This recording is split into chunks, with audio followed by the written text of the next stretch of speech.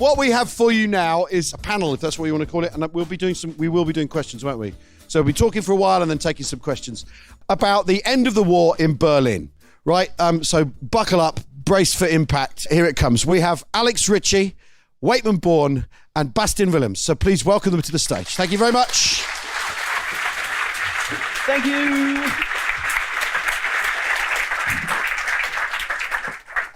I finally made it. Al Murray opened for me, so that's great. So thank you so much for coming. We're not doing a bait and switch, I promise, but we're going to talk a little bit more broadly about the end of the war in Germany, rather than just Berlin, but we will obviously talk about Berlin some. And the way that we sort of thought we would organize this, because we all have sort of different but related interests regarding this period, is to think about decisions. Decisions that are being made in the Endkampf, as the Germans call it, or the Götterdämmerung, the twilight of the gods, this fall of Nazi Germany, when things are falling apart. What are the decisions that are being made, and who are making them? We just sort of lucked into a really nice structure that goes from sort of a largest scale, geopolitical, international strategic level, down to sort of what individual people are doing.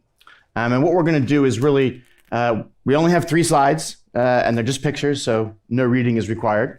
And I know you all can read. I'm not assuming you can.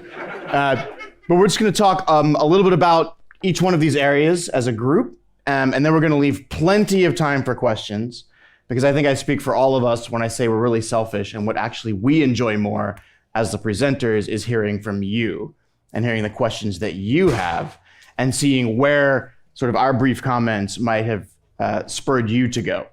So without further ado, we're going to start at the highest level, which is the decision of the Allies not to go for Berlin. And Alex, can you tell us a little bit why the Allies decide to sort of let the Soviets have Berlin? Okay, so the first question I have for you to think about for later on is how many of you think that we should have gone for Berlin? Anybody who thinks we should have, Monty, Churchill, take Berlin, the core thing. And those who think we should not have gone for Berlin and we did exactly what Eisenhower thought we should do. Interesting. I'll see if you change your minds by the end. So just briefly, I'm doing the Fokker-Wulf, ME 9/11 view up here of the international perspective at the end of the war. And the question that the Allies were facing is what do we do about Berlin, this incredibly important symbolic city? If you get Berlin, you've won the war in Europe and so on. And actually, Eisenhower and Roosevelt thought that the taking of Berlin was absolutely crucial. All the way, if you look at their letters, memoranda, and comments, all the way through 1944, Berlin is the target. And Eisenhower agrees with Monty that this is the way that it should go. Then everything starts changing with the great Vistula-Oder offensive of the Soviets in January 1945. And Stalin starts sort of sweeping in toward Berlin. And then comes the very big question that the Allies have to face. They have then met at Yalta, and they've agreed to carve up Germany and Berlin in a certain way, geographically, dividing it at that point between the 3 allies. The French come in later, as usual. And so they've got this sort of division already set up. So what to do? Eisenhower is starting to really worry about the war in Japan. And so is Roosevelt. The war in Europe's obviously coming to an end. It's going to end sooner or later. They actually thought it would end earlier than it finally did. But what do we do? Eisenhower talks to Bradley and says, how many troops are we going to lose if we go for Berlin? And Bradley goes, it could be up to 100,000. And Eisenhower says, that's too many. So we're not going to go for Berlin. We're going to go and take care of this sort of national redoubt, which turned out to be bogus. This idea the Nazis were going to have a second redoubt in Munich, around Munich. And they're going to meet the Soviets in a place called Torgau on the Elbe River. Monty and Churchill are absolutely incensed, and especially when Eisenhower, off his own bat, writes to Stalin on the 28th of March, saying, we've decided not to go for Berlin. Of course, Stalin doesn't believe a word of it. He immediately sends his generals to try and go for Berlin as fast as he possibly can. But Churchill says, If the enemy's resistance should weaken, why should we not cross the Elbe and advance so far eastward as possible? This has an important political bearing, as the Russian army of the south seems certain to enter Vienna and overrun Austria. If we deliberately leave Berlin to them, even if it should be in our grasp, the doubt event may strengthen their conviction, already apparent, that they have done everything. So in other words, Churchill is thinking very much in European terms, in terms of the coming Cold War with the Soviets, which he perceives much, much more quickly than certainly Roosevelt did and Eisenhower. And so he puts forward this argument. And it really causes tensions between the Allies after the war, after Hitler commits suicide in the bunker. And you've got Monty, going on making films and articles and journalism and so on afterwards saying, you see, if they'd listened to us, we wouldn't have this Cold War problem with the Soviets in Berlin. So this is one of the great, great debates of the war. Was this Eisenhower's biggest mistake, or was this the most clever thing that he ever did? So that's the beginning of the outline. Great. And I want to move now a little bit down the scale to a topic that's near and dear to my heart. I live my life in scare quotes. It's not really near and dear, but crimes of the Wehrmacht, right? And so if we go to the next slide, please. One of the things that if you ever go to do research, for example, in the archives at Ludwigsburg, which is the Office of the Central Investigation for Nazi Violent Crime, one of the categories is Endphase, which is sort of things that are happening in this exact period when things are falling apart. And so Bastiaan's going to talk about decisions that are made by the Wehrmacht, by German authorities, about what to do with local civilian populations and how to use them or not to use them. So yeah, tell us more about this. Well, first I will ask you, think about your own bookcase just back home, right? So you have academic books, books written by scholars, and you have books written by soldiers. Now, think about first the books written by academics. You tend to have the Eastern Front, or like books on the Eastern Front, and then you have books on Germany in the final year of the war, right? They're called Germany 1945, and then you have books on the Eastern Front 1941 to 1944, or something like that, right? Now, we consider the books written by German soldiers. They're normally accounts throughout the war, or maybe even beyond that into their time as prisoners of war, right? So this is normally how your bookcase looks, or at least that is how mine looks. So now, if we think about the difference between those two, why are we as historians so committed to dividing Germany in 1945 and the years before, like as if the Soviet Union in 1944 and Germany are two completely different things? That is how we want to understand it. But what I've been doing with my research, I'm saying like, yeah, but look, these guys very clearly feel themselves to start off that they are actually continuing this war. Like they still, once they retreat into Germany, these are still the same enemies they have in front of them. They're still in the same units. They're still within the same command structure. So for a lot of these hardened German veterans, these are the exact same processes of which they are part. It doesn't just fundamentally change. These men are not just friendly men all of a sudden. Like, no, these men are hardened veterans after 3 years of extremely brutal fighting, genocidal warfare, as we all hopefully very well know. So my question is, okay, you have this man who's been fighting for 3 hard, brutal years.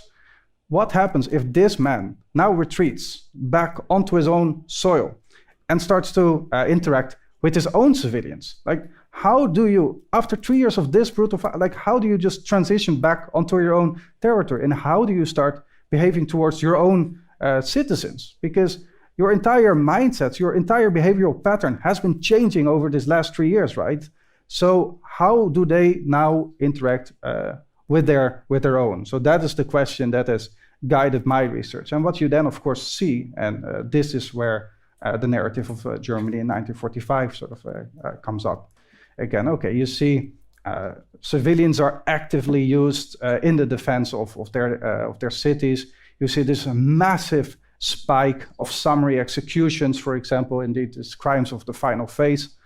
And this is so incredibly important. And what you see, what I try to do here, unfortunately, I'm afraid you cannot see it in the back. Maybe you cannot even see it in the front. But like, these are incredibly young boys that are being drafted into the military. And if you look at the left, you see that these are just older regular veterans who are, in this case, being evacuated. Because what ends up happening, of course, is that you try to keep your unit intact best as you can, right? So you have a command structure and you try to keep your unit as best intact as you can. So that means that your cadre of officers, of seasoned non-commissioned officers, you want to keep those intact. You're not going to put those at the front. No, like you want to basically have 16-year-old boys, 17-year-old boys. They can do the dying basically, but you want to keep your structure intact. So what ends up happening with the evacuations from Eastern Germany, for example, is that they will evacuate first the seasoned veterans before they really start thinking about civilians. Obviously, as we know, civilians are being evacuated too. But first, it's the military who comes in just to keep the Wehrmacht structure intact as long as possible. This has to remain a fighting force as long as possible, and that is what drives motivation, but that is also what sparks this epic wave of violence that you see in the final year of the war. So I guess so. If we can sort of tie the first two comments together. So Alex, do the German authorities recognize that the Allies, or at least the Western Allies, have made the decision not to go for Berlin, and does that give them then some insight or freedom or impetus to behave in a certain way as they're fighting the Soviets? The greatest priority for them was the realization that they were facing unconditional surrender. And this was seen to be both a Soviet and Western Allied diktat, as they saw it. And so this was the overwhelming feeling amongst them, was that we have to fight to the death, we have to fight to the finish anyway. Now, subtly, the great many Germans wanted to surrender to the American or the British forces. So it wasn't really to do with the borders that were agreed upon at Yalta, and a lot of the average German soldier wouldn't have known that, wouldn't have known where the borders were going to be or anything else. But all they felt was the Soviets, and they, after all, had years and years of Goebbelsian propaganda about the Soviet hordes, and then the Russians start to behave exactly as Goebbels said they were going to, as they sweep through into German territory in East Prussia and then into Silesia and so on, so that the overwhelming majority of German soldiers, the ordinary German Wehrmacht soldier, wants to get to the West as quickly as possible so that they can surrender to the British and American troops. But there is this overarching concern about the fact that they are facing unconditional surrender, and that Germany is going to be in the hands of what they consider at this point to be their enemies. Yeah, cool. Okay, so it seems like it's a positive thing, right? That the Allies are very explicit and at least united in a public sense about unconditional surrender, because that then has a particular impact on Germany, right? And so then the question for Baz, I was wondering as you were talking, okay, so you spoke sort of at a general level, but what is the Wehrmacht doing with civilians, right? Because they are impeded in a way by civilians in a way that they're not when the civilians are Poles or Russians or whatever. Right? These are German civilians. So how do they end up behaving? And can you sort of perhaps draw some general conclusions about the ways in which the sort of German army at the twilight of the Reich is treating its own civilians? Yeah, so let's first think about, rather than thinking about the German army as a whole, let's think about them a little bit smaller. So say you're in a town, you're in a village, doesn't matter where, right? So you are in a command structure. You're still a living, breathing, a man, an officer. Some people are deeply, deeply indoctrinated and cannot see anything but like the fight to the death. But others will know the village where they are. Maybe they grew up there or anything like that. Or, they are just more empathetic than others. You can still be also, for that matter, an empathetic Nazi. You can be, or like a hardcore a military man who doesn't care for Nazism. Like that all exists too. And that will really impact the way that you start to treat civilians. If you want to defend a city to the last bullet, to the last drop of blood, to the last man, whatever you want to call it, you will then organize your defense in such a way that happens. So you see that in Berlin. I focus on Königsberg, the capital of East Prussia, also like a very big town city where this is possible. Some smaller cities or also bigger cities, doesn't matter. It really depends on the people there. They can also approach things differently. So some people say, no, we're going to now use all civilian means at our disposal. We're going to see, okay, here we have a group of women are we going to evacuate them, or are we going to use them to help, for example, in the hospitals, or prepare meals, or these sort of things? Because women can still be incredibly helpful. Others will say, no, actually, women and children have to be evacuated out of the city. It's like, yeah, but children can also pass artillery coordinates, can they? And, they can help mine bridges. So, like all these things, they can also do that. So, whereas another general might say, this is absolutely patently absurd. We are not going to do that. Then another aspect, of course, is, do you have the means? If you have maybe a few tanks at your disposal, you might be less likely to go into a city, because a tank is pretty useless in a city compared to on an open field, right? This is why tanks are here in a field and not in the middle of a city. It's just much harder to get a tank to, right? So it also means that the things that you have at your disposal. So don't necessarily think it's the Wehrmacht is, or like in 1945 it's this one thing. Germany is fractured. There is just less control by the very nature of the fact that units are being cut off left and right. Like, I hope you all sort of know that obviously the German military, I wouldn't say breaks down, but there is just more opportunity for individual agency, which means that some cities surrender without a fight, whereas others are particularly brutally fought over. Like obviously within the way that we think about Germany in the last year of the war, we only think about bloodshed and so on, and that is very correct, of course. But keep in mind that there's a great many cities that also surrender without a fight, because they do have more sensible commanders too. So it's a little bit of both, obviously. Can I just jump in quickly to say that you're absolutely right. It just depends on where you are. And for example, you have someone like Gauleiter Koch up in East Prussia who refuses to allow civilians to get out. He flies his little Frieser Stork out and then pretends that he's still out fighting when he's a complete liar. But the thing about Berlin is, and the thing that makes it so horrific, Königsberg too, and Wrocław, Breslau as well, but you can imagine the end game in Berlin, because the city's then encircled and people can't get out. So all of these layers you're talking about, so some people trying to get to the west, some people, once the city's encircled by the Red Army and nobody can get out, then the hell begins, the true hell begins, because the Soviets are first of all pounding the city with artillery and everything else they've got, plus people are trapped, and you have the Red Army moving sometimes into one street or another. You've got young Wehrmacht or Volkssturm kids aged 16 years old taking off their uniforms, hiding in basements. So the SS guys come through, whoever, they start killing them because they're deserters or hanging them from lampposts. And then the Red Army moves in again from the other direction, finds these dead bodies. But so the situation is truly one of the lower rings of hell.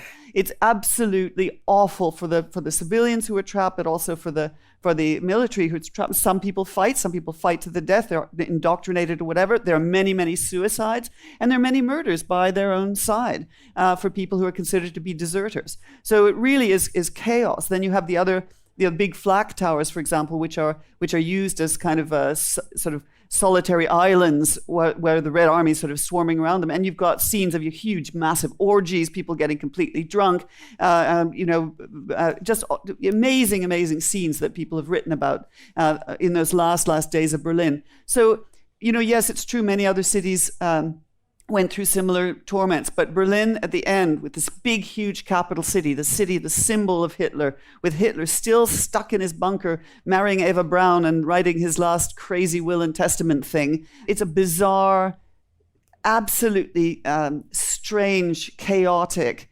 hell that happens on Earth for those weeks that Berlin is being taken after the encirclement. Well, so to do what we all like to do, which is sort of the counterfactual, right? The what if.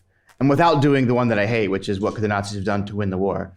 So without getting into the larger geopolitical post-war context in the Cold War and what would have happened, but what would have happened if the Allies had decided to go for Berlin, and so you sort of had this competition?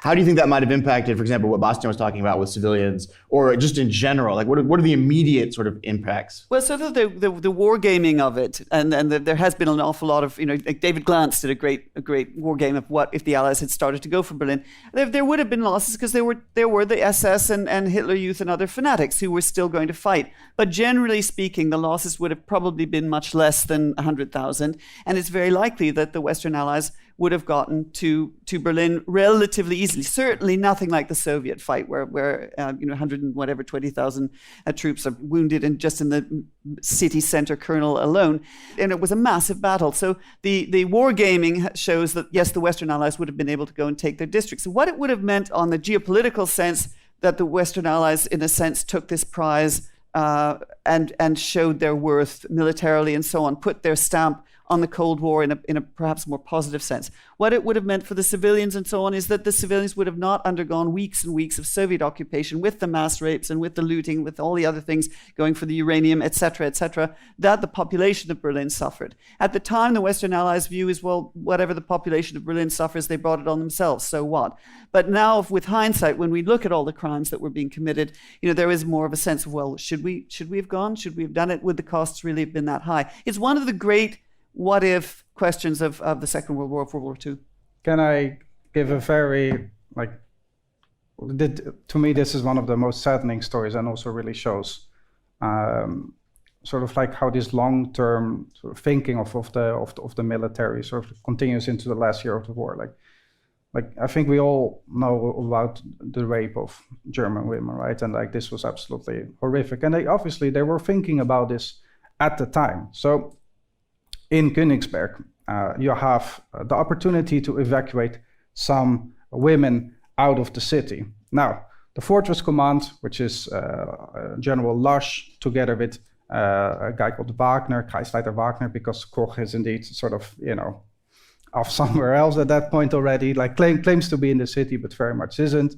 So they are now faced with the problem, okay, we have so many women in the city, and to them, it's completely sure. They are all going to be raped. How are we going to deal with this, right? They are faced with this moral dilemma because we can now evacuate them. They are not going to get raped, but then we don't have sufficient manpower.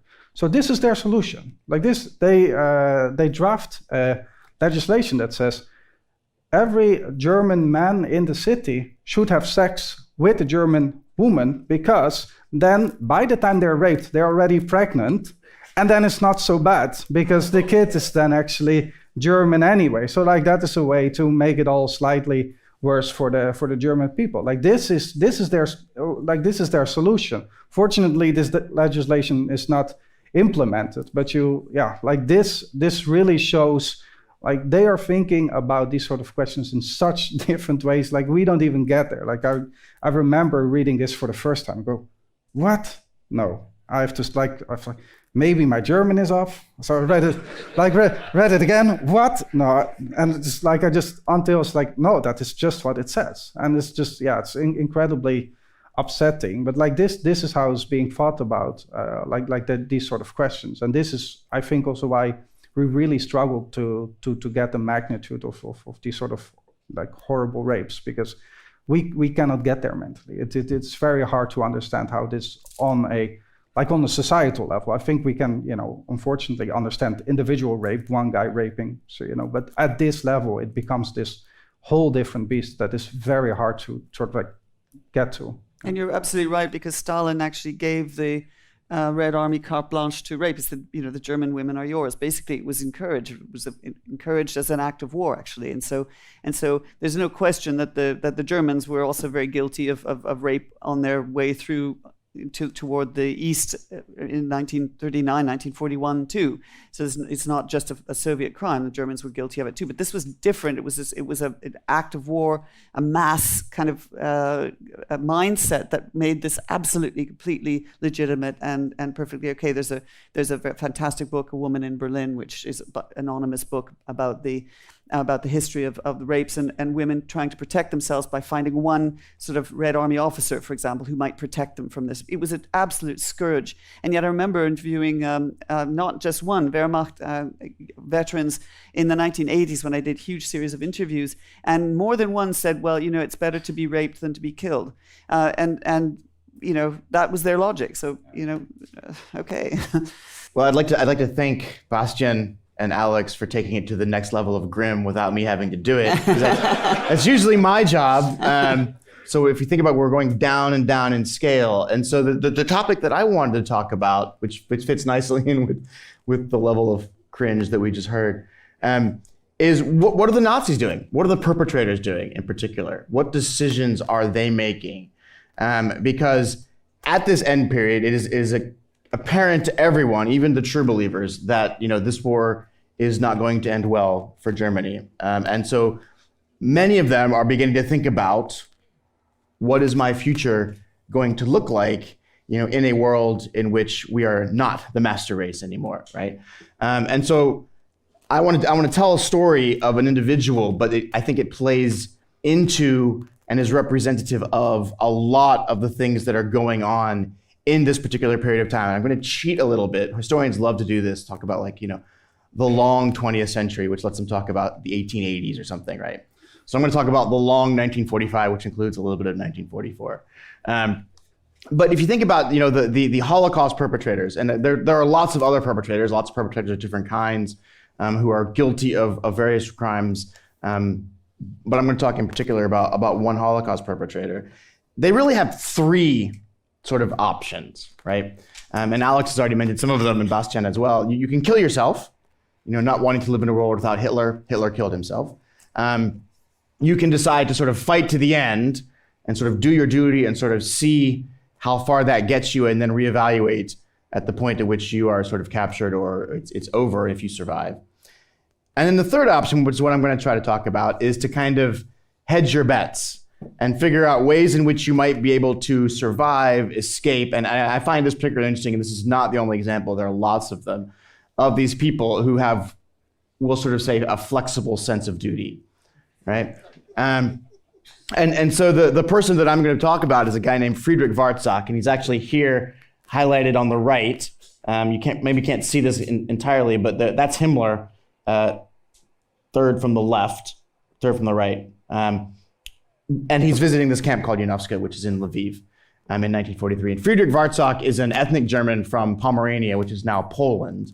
And so he's already grown up amongst both Poles and Germans, but is an ethnic German. He's an early joiner of the Selbstschutz, which are these volunteer sort of militias that are rabidly Nazi, rabidly anti-Semitic, and are sort of the breeding grounds for a lot of entrance into the SS and things like this. Any case, he gets into the sort of concentration camp commandant business in District Galizian, which is the easternmost part of the general government, which is what the Germans called Nazi-occupied Poland. And of course, as we know, there are 40,000 at least identified concentration camps beyond the ones that you've all heard of. And he starts out as a commandant in these places, these smaller places, and then he ends up as the commandant of Janowska, which is literally just outside of Lviv, to sort of preside over the end phase of this particular camp.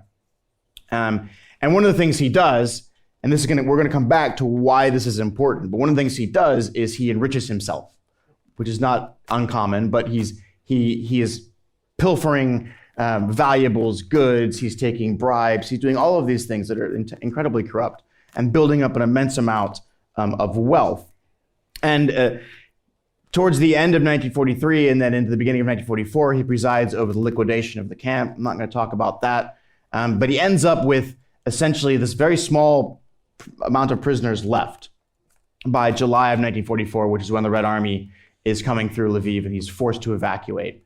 And this is where things get particularly interesting. We talk about decisions. What do you do when you know you're a perpetrator and you're going to be sought after by not only the Russians, but also by your own SS? Why might that be? Well, and as Bastiaan has sort of hinted about this already, the SS and the military are looking for bodies to stop bullets, particularly Russian bullets.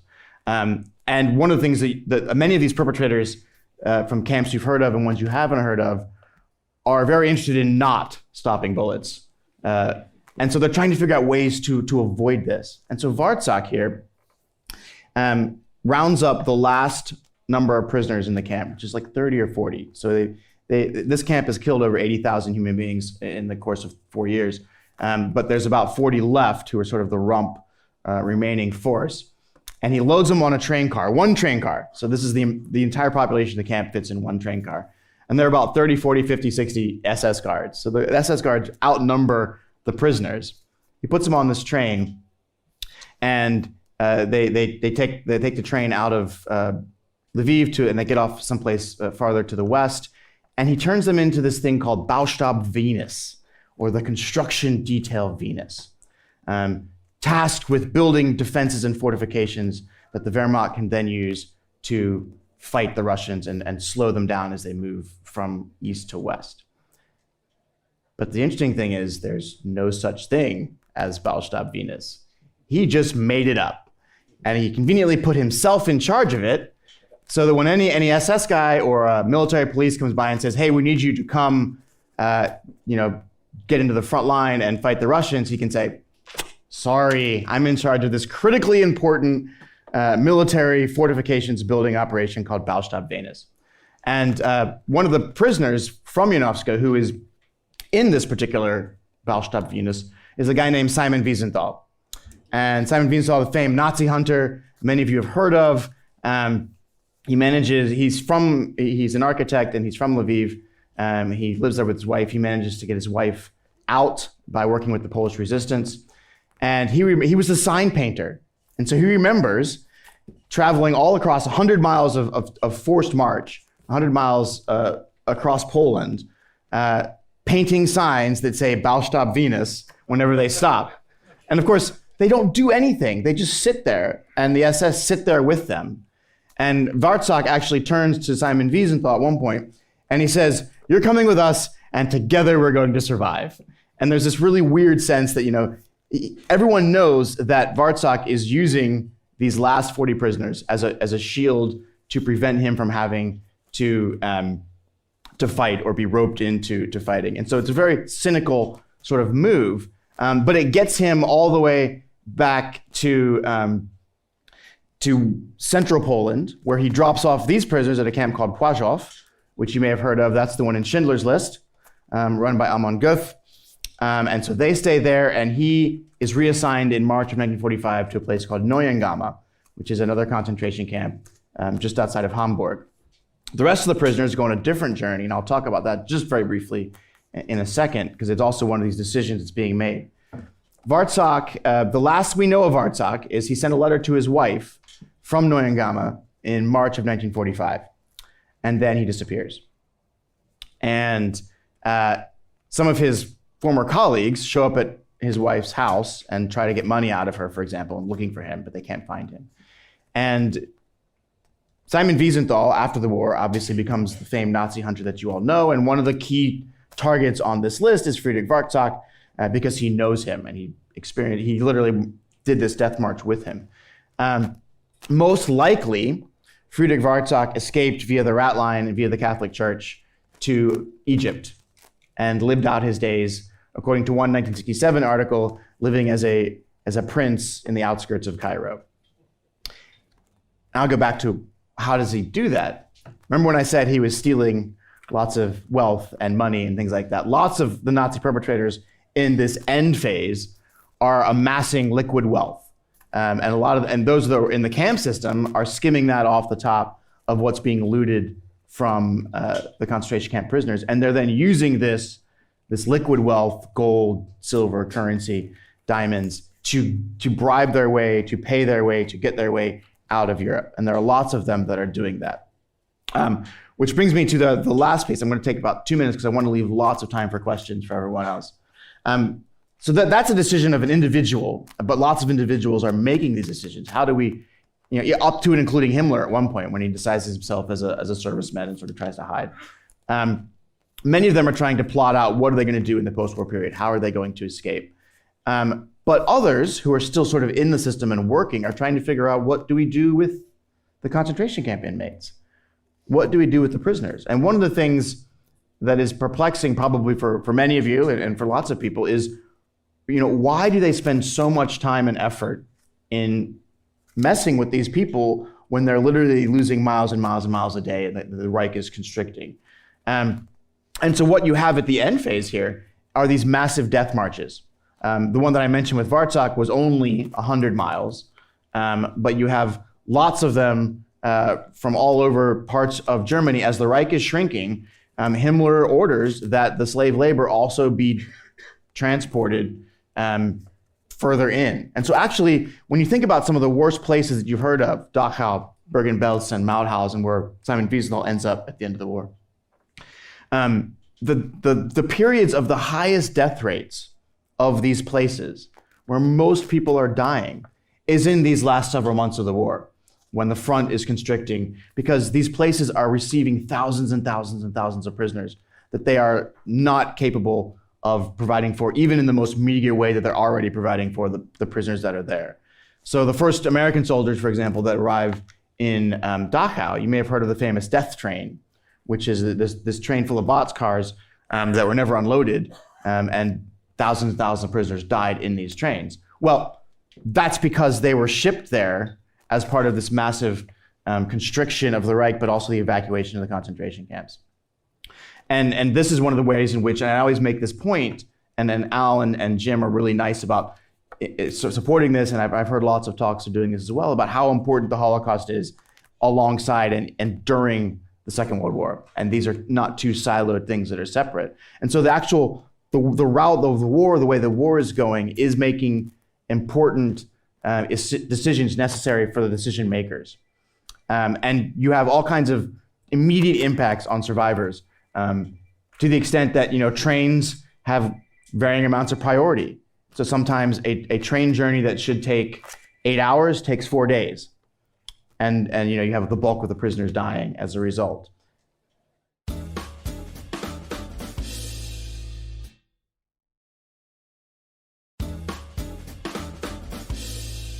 As much as I like to hear myself talk, I'd rather hear what y'all have to say.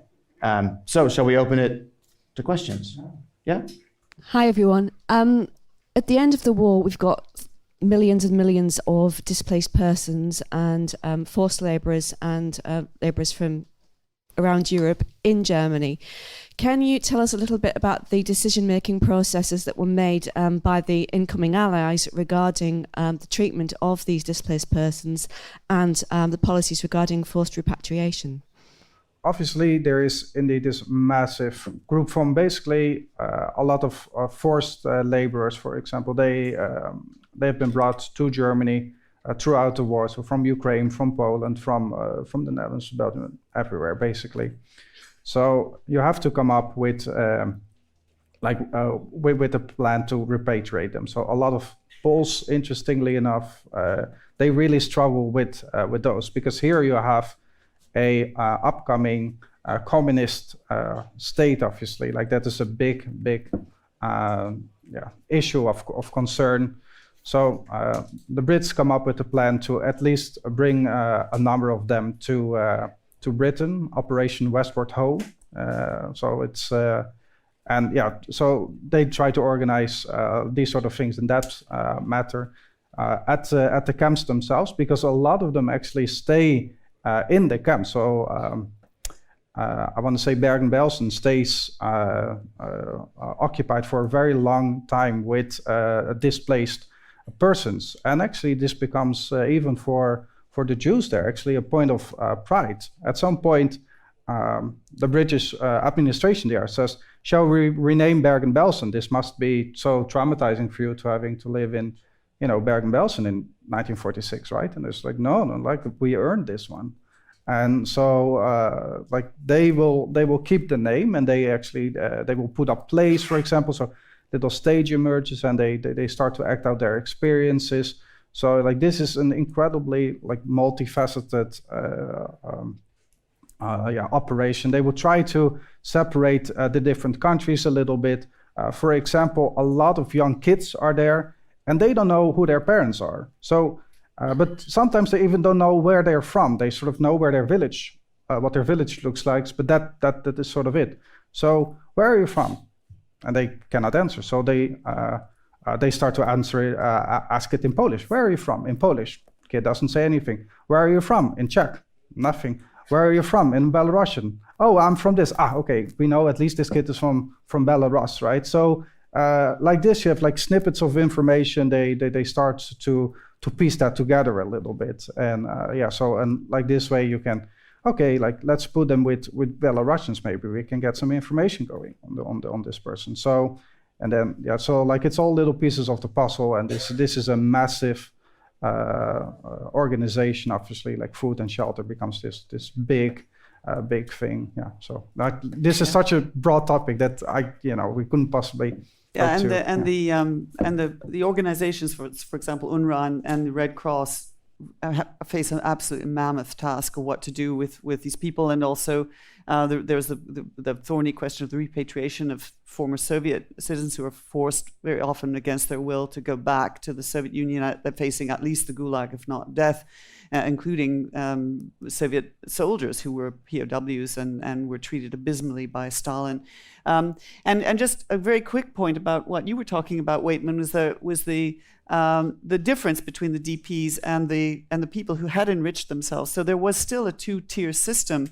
A member of my family in Amsterdam, they paid an SS officer 1,000 golden guilders for my uncle to survive. He was 7 years old at the time with his twin brother. That guy pocketed the gold, and we don't know how many other times he'd done this. And that would have been spirited away to his family home, wherever it was in Germany. We have many, many cases of this, more extreme people like Oscar Derlewanger, but all of these guys were looting and pillaging and taking things and sometimes things of great value that were easy to hide, diamonds, gold, and so on. And they had, therefore, some capital, something to sell when the war was over. They could get their Persil shine, their fake, whitewash that they had nothing to do with the Nazis, and then start work or whatever. But even people like last year, those of you who were here remember talking to Nicholas Frank, and his mother had sort of amounts of money in gold and so on, for which she could buy a house, and then they could have a bed and breakfast or whatever. The DPs had none of that. They were absolutely desperate, destitute. And I've met DPs who were in camps. There was a Jewish lady with the World War II Museum a few years ago who was in a camp until 1953. So this was a huge problem for Europe, and there were many tragic stories, including of children who'd been stolen by the Nazis to be orphaned out to SS men. All these people, these people were lost. They never found their homes again. And it's important to realize that this period of time, beginning even in 1945 when the war is not over, witnesses the time of one of the largest, sort of internally displaced persons moment certainly in European history, right? Because you have this mass movements of human beings. And we haven't even talked about ethnic German expellees. So like a lot of Eastern European countries, once they were liberated by the Soviets, they kicked out their ethnic German populations and they had to end up someplace. So Germany, Poland, some of these places are this cauldron, this swirling cauldron of human beings from all different walks of life, all different places, all different ranges on the spectrum, from Nazi perpetrator, camp guard in hiding to child victim of the Holocaust, right? And they're all just sort of percolating around, and the details of what do we do with them are really interesting. One of the problems for German Jews, for example, even if you're a victim of the Holocaust, you are still technically an enemy civilian. You're an enemy citizen of Germany in the eyes of UNRRA and the United States and everybody else. And so that you have bureaucrats that are trying to work out all of these things, like how do we handle you? And then, as Alex pointed out as well, what do we do with all the people from Russia who and the Soviet Union and who obviously the Holocaust and forced labor was a terrible thing, but the only upside of that might be that they don't have to go back to the Soviet Union, but the Soviet Union is saying these are our citizens. And of course, the most extreme example of this are I think there's about 900 Soviet prisoners of war that survive Auschwitz, and they end up going on a direct train to the Gulag when they get out. So I mean, it's just, because Stalin thinks that basically if you end up being surrendered and captured, you're a traitor, rather than someone who's lost the will to fight, or the ability to fight, rather. Next question. Alex, you said the Western Allies could have reached Berlin relatively easily, and that Eisenhower had been told 100,000 casualties. So did they overestimate the casualties, or did it just turn out that we could have reached easier? This was this conversation with Omar Bradley, when Bradley was asked by Eisenhower, what's the estimated death toll? And he said up to 100,000. But when there was sort of wargaming by a very eminent historian, David Glantz, and others as well, who looked at, for example, the number of Germans who were surrendering to the Western Allies, that although there were still some fanatics and there were still some, Hitler Youth and people who might have put up a resistance to the Western Allies, that generally speaking, pretty well everybody wanted to surrender to the Western Allies. And so, yes, it might still have been a fight. There might have been some loss of life on the American-British side, but that generally speaking wouldn't have been anywhere near 100,000, and that with not much of a fight, they probably would have been able to take the city. And that the big question then is, would it have been worth that? Was it worth Eisenhower called it just a prestige object, and so there's no point in losing troops for that. But others like Churchill argued, no, this is the Clausewitzian moment. This is the culmination of the European war to get Berlin. So symbolically, politically, and so on, this was hugely important. And this is, as I said, a question that's still to be answered. But yeah, the wargaming, the estimations, of course, is a what if question, but is maybe in the tens of thousands of people rather than 100,000. Hi, yeah.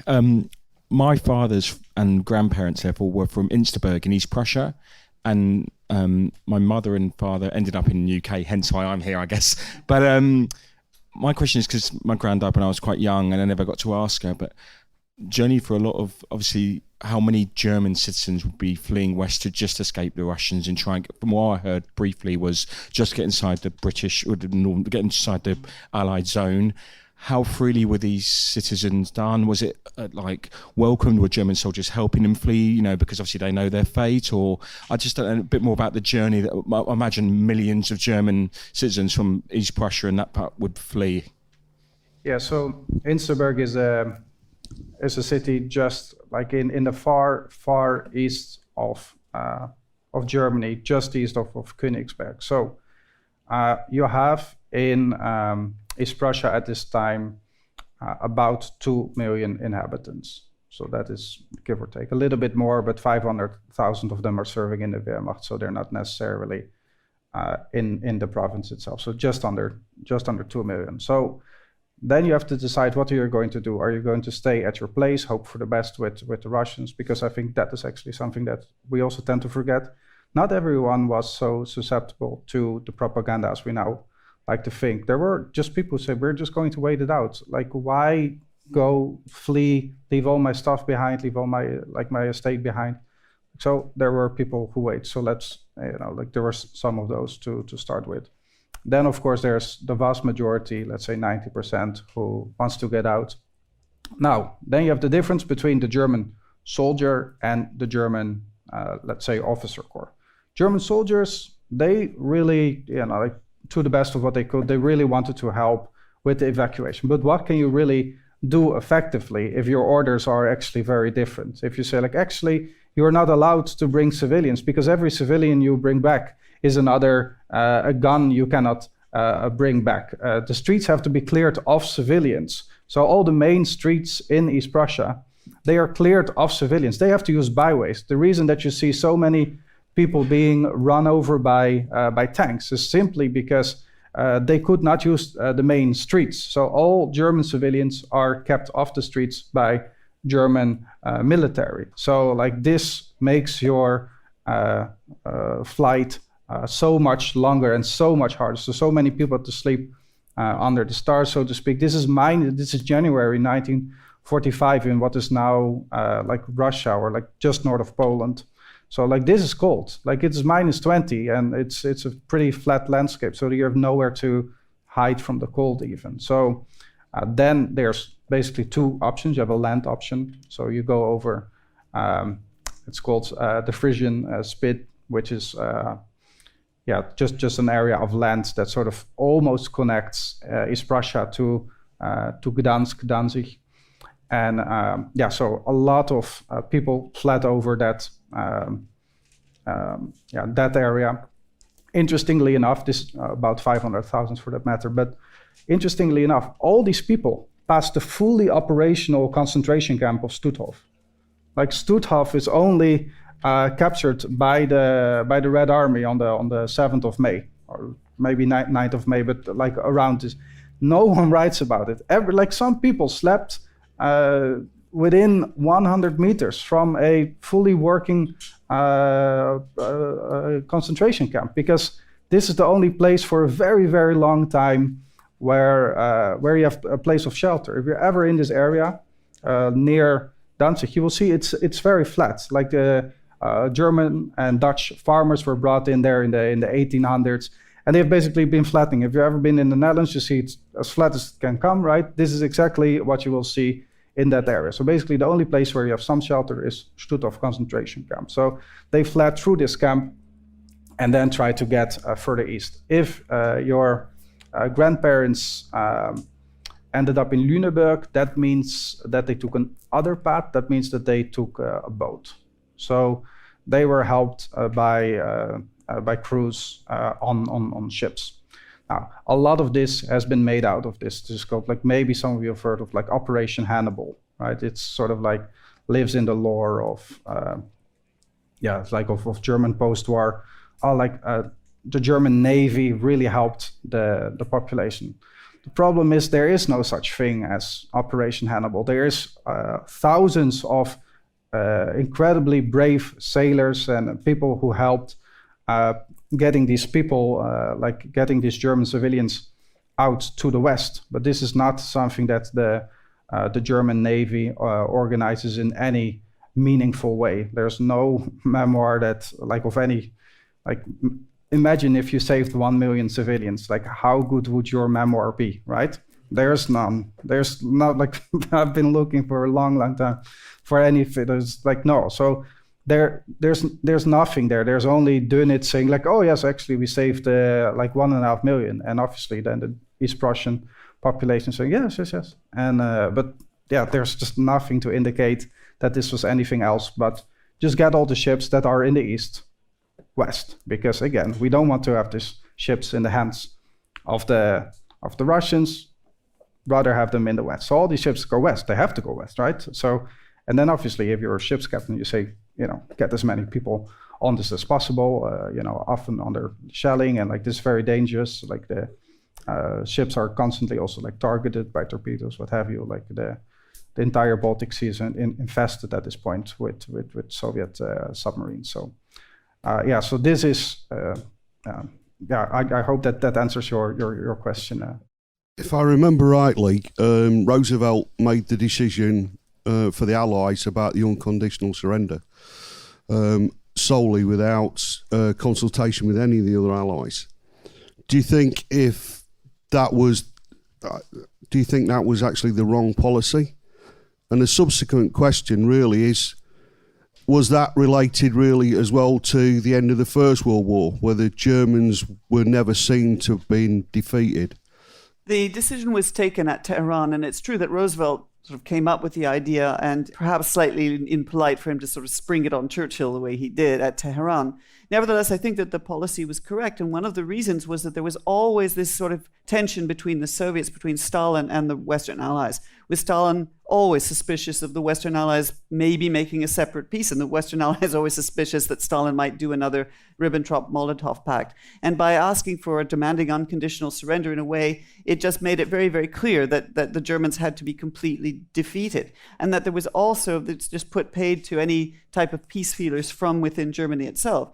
So, of course, the resistors, like people like Stauffenberg and von Trotz-Salz and von Moltke and all these people were trying to make contact with the British to possibly have some sort of separate peace. And the British, Churchill said absolutely no feelers from anybody from within Germany, particularly after the Venlo incident when people posing as British Secret Service were captured and so on.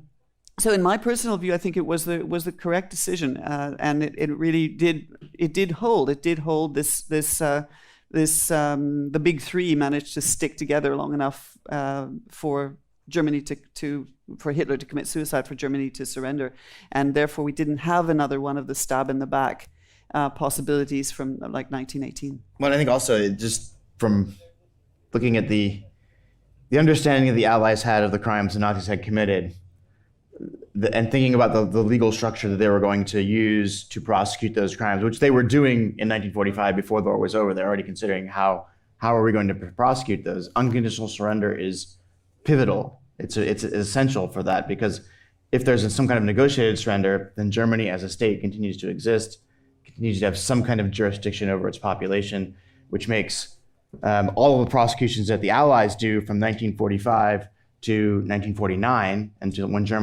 West Germany sort of regains its sovereignty and becomes responsible for trying its own war criminals, it would have made all of that impossible. And I think it's in the same vein as what Alex is talking about, with stab in the back, but also it allows the Allies, however incompletely, and it is incomplete, to enforce upon Germany, number one, the realization that you indeed have lost. Number two, the realization that you indeed are responsible for these crimes, which they do, again, with varying success, but it is a concerted effort, and then to try these people.